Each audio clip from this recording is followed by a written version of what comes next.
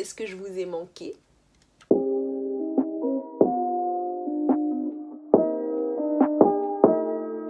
Salut tout le monde, j'espère que vous allez bien. Je suis trop contente de vous retrouver aujourd'hui parce que je suis allée checker sur ma page et je viens de me rendre compte que ça fait presque 3 mois que j'ai disparu. Donc je suis vraiment désolée, mais j'avais besoin de prendre un petit peu de temps pour moi et de me reposer parce que j'étais vraiment hyper fatiguée. Genre vraiment sur ma dernière vidéo, j'ai une pote qui l'a regardée et qui tout de suite après m'a envoyé un message pour me dire mais ça va parce que t'as l'air vraiment hyper fatiguée. Et j'étais en mode oh non, mais si mes cernes commencent à se voir à travers l'écran, ça veut vraiment dire que je suis KO. Donc j'avais besoin de dormir. En plus de ça, je ne lisais pas trop et enfin voilà, j'étais pas trop dans le mood de faire des vidéos.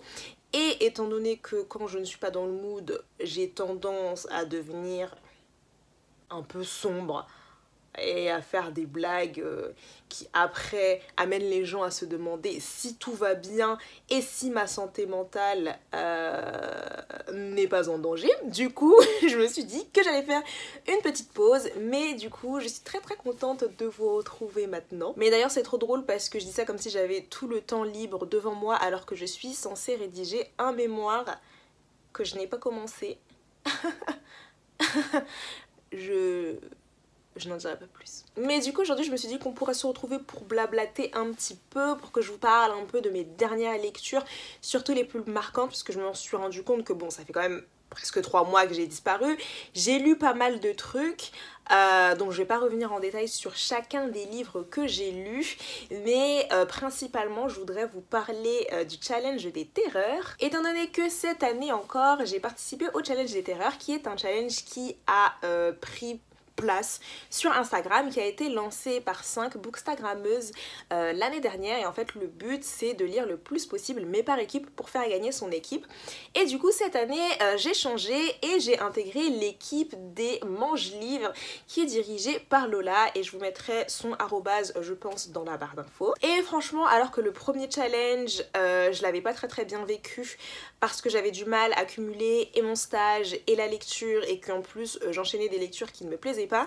Franchement ce challenge là je l'ai super bien vécu parce que le format a changé et que du coup là on avait un espèce d'échiquier où il fallait se placer sur des cases, sélectionner les cases qui nous plaisaient le plus et en fait lire des livres. Et vu qu'on avait un nombre de livres maximum, de toute façon le but c'était vraiment de lire les plus gros livres qu'on avait dans notre palle. Et comme l'année dernière on avait les recommandations des chefs d'équipe qui rapportaient plus de points, ce qui m'a permis de lire pas mal de livres qui étaient dans ma bibliothèque depuis quelques temps déjà, que j'avais envie de lire mais je trouvais pas le temps de les lire, etc. Donc ça a été l'occasion un peu de lire des livres qui me faisaient envie mais qui n'étaient pas sur le haut de ma palle. Il y a également eu quelques relectures, mais globalement franchement j'ai fait de très bonnes lectures pendant ce challenge. J'ai été agréablement surprise d'aimer autant en fait tous les livres que j'ai lus, enfin globalement tous les livres du moins. Et en plus de ça on a eu une super ambiance dans l'équipe, enfin vraiment on s'est dépassé, on a beaucoup ri, on a beaucoup discuté avec les filles. Et surtout ce qui a vraiment changé ma vie depuis quelques mois, mais en particulier depuis le début du challenge, c'est la lecture en audiobook.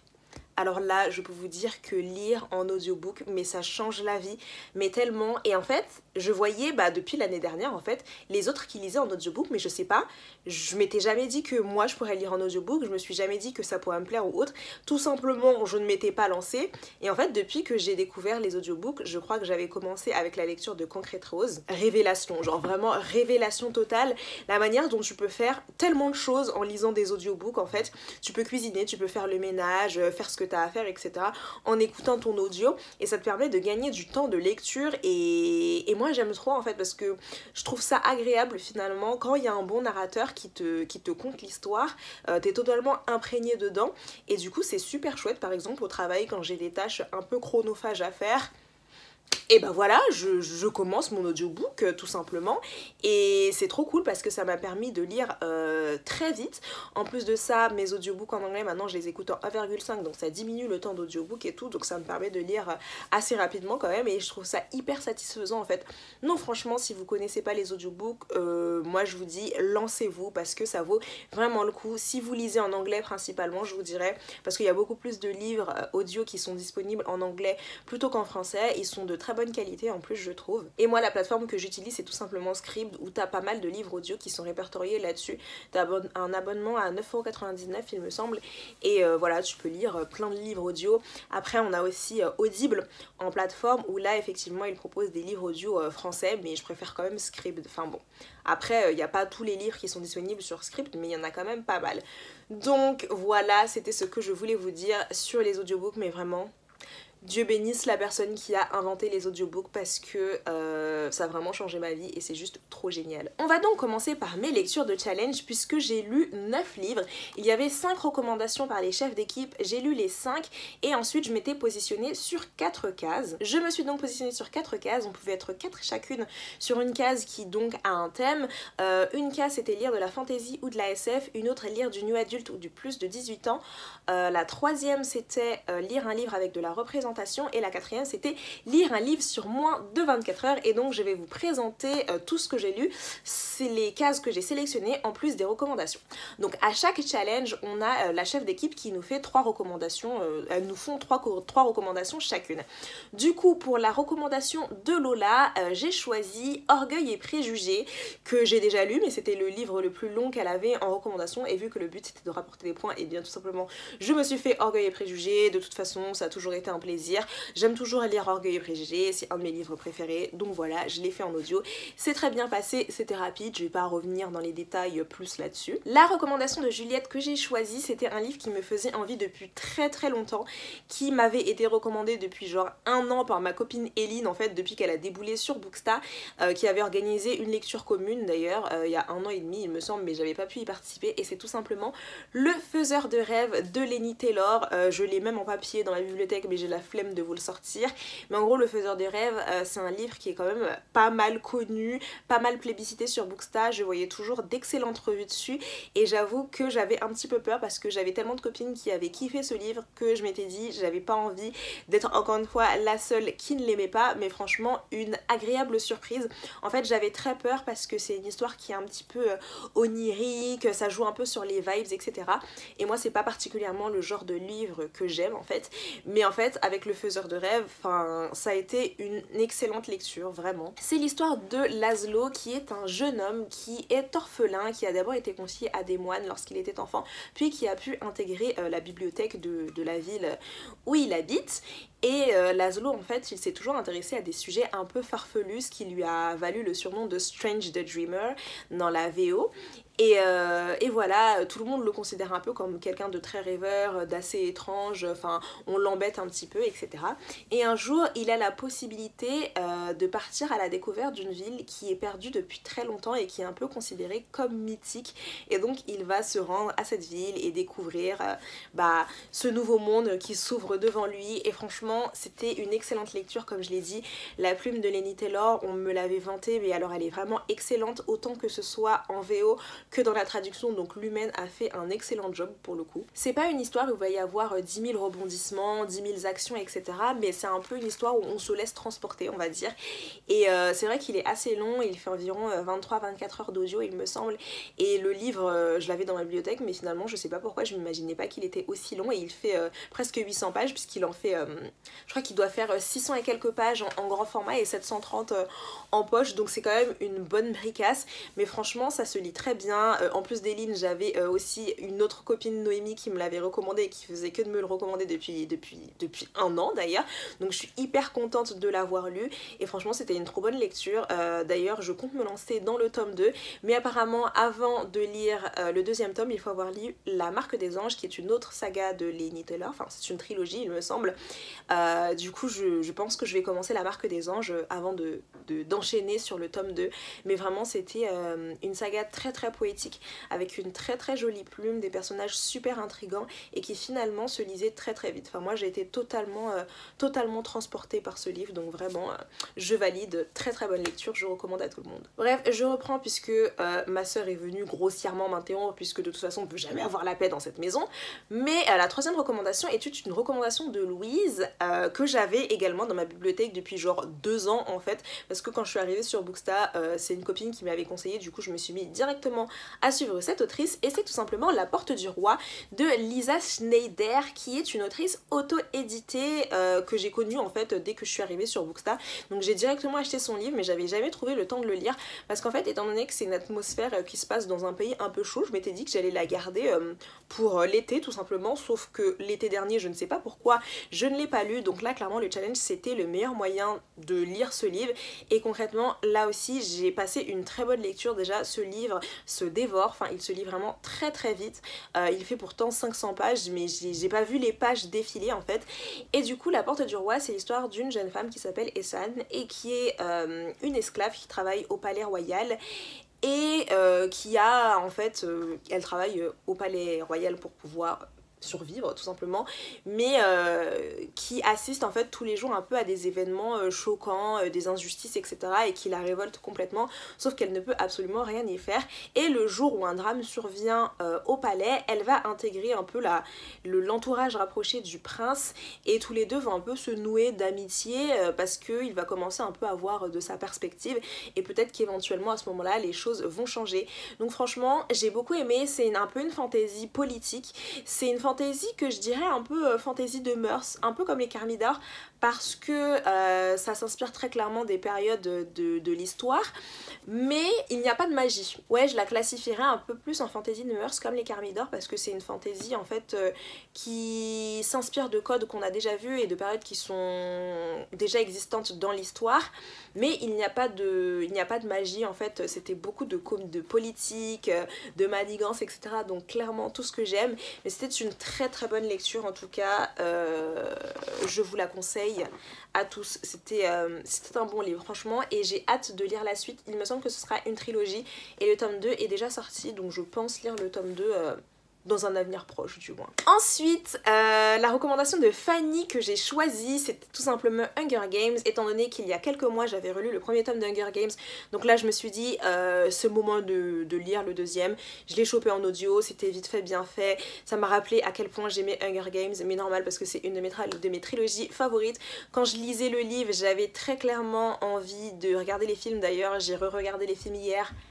Ce n'était pas une très bonne idée parce que il faut savoir que Hunger Games 3 partie 2, ce film me donne de l'anxiété à un point, alors que je l'ai déjà vu 10 000 fois, mais il me donne quand même de l'anxiété, il me fait énormément stresser, et la fin me détruit littéralement. Genre vraiment, hier j'étais en train de chialer dans mon lit parce que j'avais trop de peine pour les personnages et par rapport à tout ce qui se passe dans le tome 3. Mais bon, ça c'est autre chose. Le tome 2, je l'aime bien, mais c'est pas mon favori. Mais c'est quand même un tome hyper intéressant parce que on voit que l'action commence à se mettre en place, etc. Les manigances, tout ça, tout ça. Donc franchement, c'est Hunger Games, hein, donc excellente lecture bien évidemment. En plus de ça, je ne sais pas si vous avez vu, mais il y a quelques temps, on a appris qu'il y aurait une adaptation du préquel, donc La Balade du serpent et de l'oiseau chanteur, qui est l'histoire en fait de Snow dans sa jeunesse. Donc je suis trop contente, apparemment le film sort en 2025, donc franchement la Hunger Games Stan en moi est en train de revivre. En plus hier on m'a dit qu'apparemment ce serait une trilogie, enfin le préquel, il y aurait 2 autres tomes qui suivraient Snow, et Snow c'est un personnage qui est très très intéressant à vivre. Et certes j'avais été un petit peu sur ma faim sur La Balade du serpent et de l'oiseau chanteur, mais franchement s'il y a 2 autres tomes qui exploitent tout en longueur la carrière de Snow, j'aimerais trop lire ça.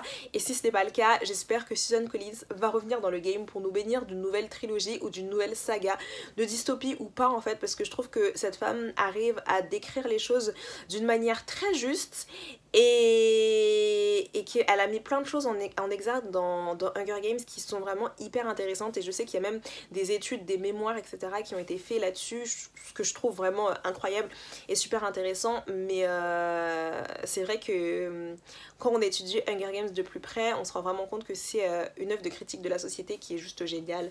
Donc pressé qu'il soit gravé dans les annales tel 1984 et Fahrenheit 451. Et enfin, la dernière recommandation, c'était celle de Gladys, et j'ai choisi de lire Eleanor and Gray parce qu'une de ses recommandations était Crescent City, mais Crescent City je l'ai relu juste avant la sortie du tome 2 dont je vous parlerai à la fin. Et du coup je n'avais pas envie de le relire puisque je l'avais lu déjà il y a quelques temps, donc j'ai choisi Eleanor and Gray, qui est un livre qui ne m'attirait absolument pas, tout simplement parce que c'est une romance, vous savez très bien. Moi et la romance, ça fait un peu 4. Là, je savais que ça allait être un peu un truc dans le cliché et tout. Du coup, j'avais pas envie. Mais finalement, vous savez quoi? J'étais quand même très surprise. Ça se lit beaucoup comme une romance Wattpad, certes. Mais c'est pas forcément péjoratif. Pour le coup, moi j'avais beaucoup aimé le début parce qu'en fait on suit l'histoire de... C'est un point de vue... il y a 2 points de vue, l'histoire du garçon et de la fille. Donc la fille s'appelle Eleanor, le garçon s'appelle Gray. Et en fait on les suit quand ils sont adolescents, puis environ 12-13 ans plus tard ou 14 ans plus tard, je sais plus, lorsqu'ils sont adultes. Et moi j'avais bien aimé la partie où ils étaient adolescents, je l'avais trouvé plutôt pas mal et tout. En plus ça se lit vraiment extrêmement vite. Un peu moins la partie où ils étaient adultes. La nanny trope, je suis pas trop fan non plus. Mais c'était quand même un livre qui se lisait assez facilement. Par contre la fin était rushée mais à un point... ça allait très vite, j'ai pas tout compris, vraiment j'ai pas compris pourquoi est-ce que les choses s'enchaînaient à une telle vitesse, mais ça exploitait quand même des sujets intéressants comme le deuil par exemple, ce que j'ai trouvé plutôt pas mal finalement.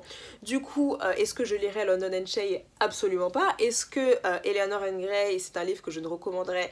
Probablement pas, mais en tout cas dans le cadre du challenge ça se lisait, je m'attendais à pire, donc finalement... Voilà, ça a été. Maintenant, en ce qui concerne les 4 livres que j'ai choisis, il y en a un qui était une relecture et c'était tout simplement ce charmant livre que vous voyez ici, Le Prieuré de l'Oranger de Samantha Shannon. Alors, si vous ne le saviez pas, il y a environ 1 an et demi, j'avais fait une vidéo dédiée au Prieuré de l'Oranger parce que lorsque j'ai commencé Bookstar, ça a été... pas dans les premiers livres que j'ai lus, mais presque, puisque j'avais commencé Bookstar en novembre et j'avais lu Le Prieuré de l'Oranger en janvier, il me semble. J'avais fait une lecture commune avec ma copine Laura. Et en fait, c'était très drôle parce que on a eu exactement les mêmes impressions, Laura et moi. En fait, c'est-à-dire que la lecture a très bien débuté, genre vraiment. On a beaucoup aimé le début et tout, c'est clairement tout ce que j'aimais, avec plusieurs points de vue, de la fantasy avec un world building hyper riche, des intrigues de cours. Mais en fait, au fur et à mesure, mon intérêt a décru et au fur et à mesure, je trouvais de plus en plus de défauts à ce livre et j'avais de plus en plus de mal avec le rythme et également à m'attacher aux personnages. Mais finalement, vous savez quoi, il n'y a que les imbéciles qui ne changent pas d'avis parce que cette relecture a été pour le mieux, parce que clairement, je lui ai mis un 5 sur 5. Ça a vraiment été une de mes meilleures lectures du challenge, il me semble. Oui, c'est même sûr d'ailleurs. Je ne sais pas si c'est parce qu'une grande partie a été écoutée en audiobook, mais l'audiobook était plutôt cool, même s'il était en anglais, étant donné que j'avais déjà lu le livre, j'ai absolument eu aucun problème en fait à l'écouter en anglais. Je sais que pour des personnes qui n'avaient jamais lu Le Prieuré de l'Oranger, que ce soit en anglais ou en français, ça aurait pu être un petit peu compliqué à suivre, mais moi ça m'a posé 0 problème parce que je connaissais déjà l'histoire, je connaissais déjà les endroits, etc. Alors que certes, je pense que pour des non-anglophones, ça aurait pu être un peu déroutant, mais ça n'a pas du tout été le cas. Franchement, je pense qu'en sachant déjà à quoi m'attendre, j'ai pu prendre du recul sur la chose et apprécier beaucoup plus les aspects positifs. Et c'est vrai que pour le coup, ce livre représente tout ce que j'attends dans une fantasy en fait, c'est-à-dire des personnages féminins, des personnages qui sont badass, des points qui sont abordés comme la maternité, la grossesse, etc. qui font partie intégrante de la vie d'une femme lorsqu'elle choisit d'avoir des enfants, et plein d'autres choses comme ça, que ce soit le world building, la manière dont il était conçu, c'est juste tout ce que j'aime dans une fantasy. Et franchement ça a été une excellente relecture, j'ai trop été contente en fait de pouvoir redécouvrir Le Prieuré de l'Oranger et autant l'apprécier parce que avant de le lire pour la première fois, ça avait vraiment été une lecture que j'attendais avec impatience. Genre vraiment, dites-vous que j'avais été absolument dévastée de ne pas le trouver en hardback français carrément parce qu'il était en rupture de stock à cette époque-là. Mais là, j'étais vraiment trop heureuse et après l'avoir terminé, j'arrivais pas à savoir si ça avait été un coup de cœur ou pas. Mais finalement, les jours d'après, je ne faisais qu'y penser et après je me suis dit, en fait, ce livre va falloir que je le relise une 3e fois parce qu'il y a tellement de choses et c'est tellement riche que je suis obligée. Et en plus de ça, si vous ne le saviez pas, Samantha Shannon, donc l'autrice du Prieuré de l'Oranger, a annoncé qu'il y aurait un préquel qui va sortir en janvier 2023. Donc je peux vous dire que je suis aux anges parce qu'en janvier 2023, on va avoir la 9e maison et le préquel du Prieuré de l'Oranger. Samantha Shannon a d'ailleurs dit que le préquel serait encore plus long que le Prieuré de l'Oranger qui fait déjà 850 pages en anglais, d'accord? d'accord. Donc je pense que ça va être une grosse bricasse. Et du coup j'ai très hâte de voir ce qu'elle va nous proposer dans ce nouveau livre. Mais franchement cette relecture du Prieuré de l'Oranger, c'était pour le mieux. Je pense même que je vais faire un update dans ma vidéo du Prieuré de l'Oranger et mettre en barre d'infos que j'ai changé d'avis entre temps, parce que finalement je me suis rendu compte que j'avais été hyper dure avec ce livre, mais c'est parce que je m'attendais à tellement en fait que, étant donné que j'avais été déçue, je pense que j'étais un petit peu dure et que j'ai un peu pointé un peu trop les points négatifs, alors que finalement à la relecture je les ai laissés de côté, et même s'il y avait certains trucs qui étaient toujours là et qui me dérangeaient toujours, ça me dérangeait beaucoup moins en fait. Et puis de toute façon un livre ne peut absolument pas être parfait, donc voilà. Mais cette relecture vraiment gros cœur. Ça m'a même donné envie de me replonger dans The Bone Season, pour vous dire, alors que j'avais lu le premier tome de Bone Season de Samantha Shannon et j'avais pas du tout aimé.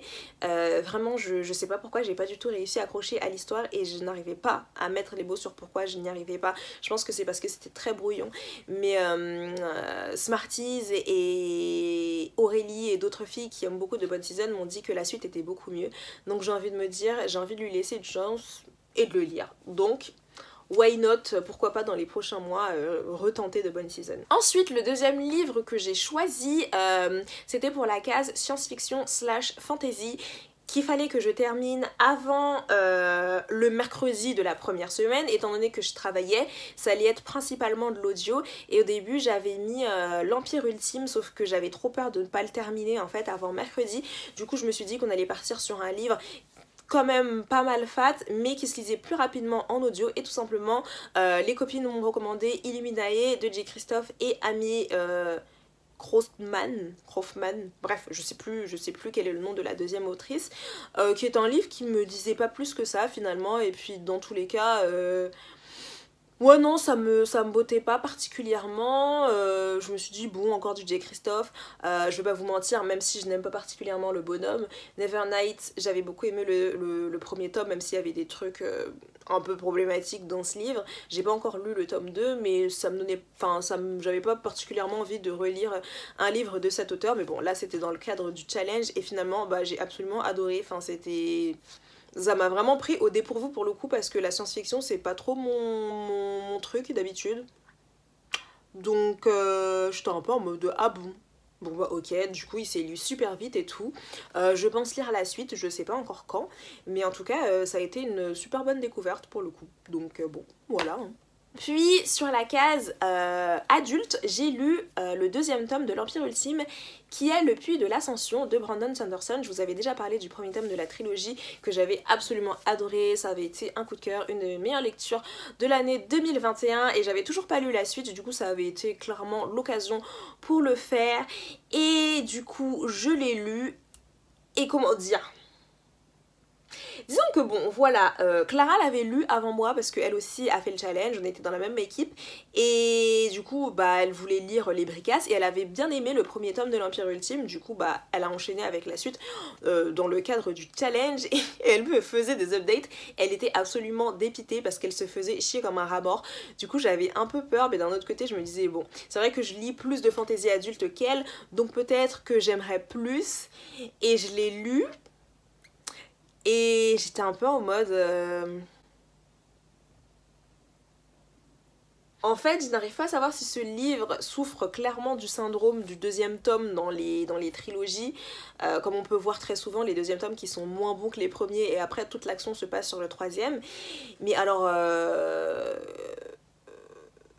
voilà, c'était un peu compliqué. J'ai lu une partie en papier, et en fait je pense que si j'avais lu tout le livre en papier, je l'aurais DNF. Je pense très clairement que je l'avais DNF. Là c'était pendant le cadre du challenge, donc je ne pouvais pas, et puis j'étais aussi beaucoup en audio.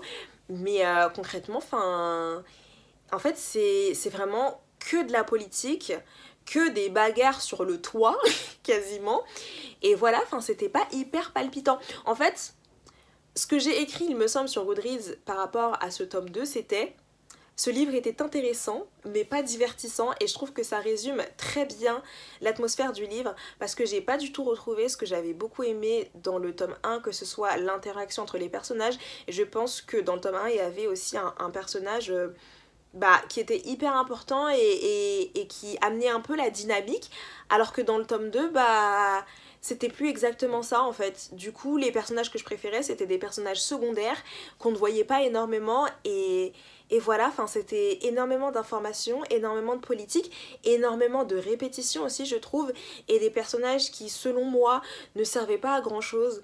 Donc franchement, j'étais quand même très déçue de ce tome 2, c'était pas une réussite pour moi. Je lirai quand même le tome 3 parce que j'ai envie de terminer la trilogie et puis tout le monde dit que le tome 3 est bien meilleur, donc je fais confiance plus ou moins aux avis Goodreads, on verra ce que ça donne, mais c'est vrai que le tome 2, je suis un peu déçue. Et d'ailleurs là je suis en train de me dire que je ne devrais pas dire ça parce que j'ai embrigadé ma copine Katina pour qu'elle lise l'Empire Ultime, que là elle est au tome 1 qu'elle a mis en pause, mais je pense que si elle sait que le tome 2 est pas ouf, elle va jamais vouloir le lire.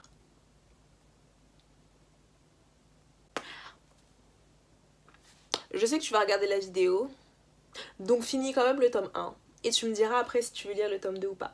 Merci beaucoup. Et enfin, le dernier livre que j'ai lu, c'était dans le cadre du challenge, il me fallait une grosse bricasse. Du coup, j'ai relu en audio Harry Potter et l'Ordre du Phénix. Je l'ai déjà lu pas mal de fois, enfin je sais pas ce qu'il y a à dire de plus dessus, enfin...